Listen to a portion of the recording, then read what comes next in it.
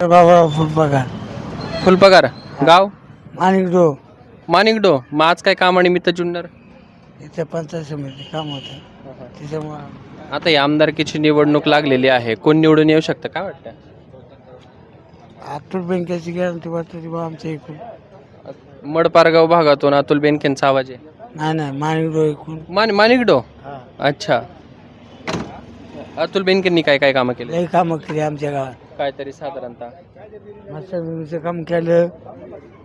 तेव्हा मंदिर मंडप बांधला मोठा. लई कामं केली बँकेने. रस्त्यांची वगैरे कामे झाली? झाली.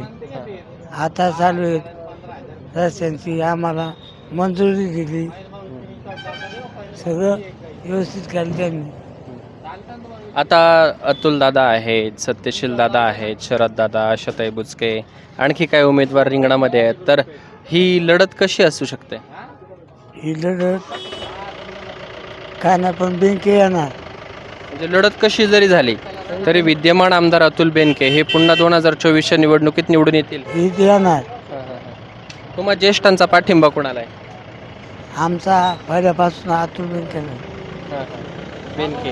हा जसं मतदान झालं तसं आम्ही त्यांनाच मत दिले. आजपर्यंत तेच आहेत आमच्या गावात.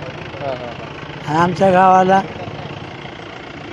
आम्हाला दत्तक घेतले बँकेने. दत्तक घेतलंय.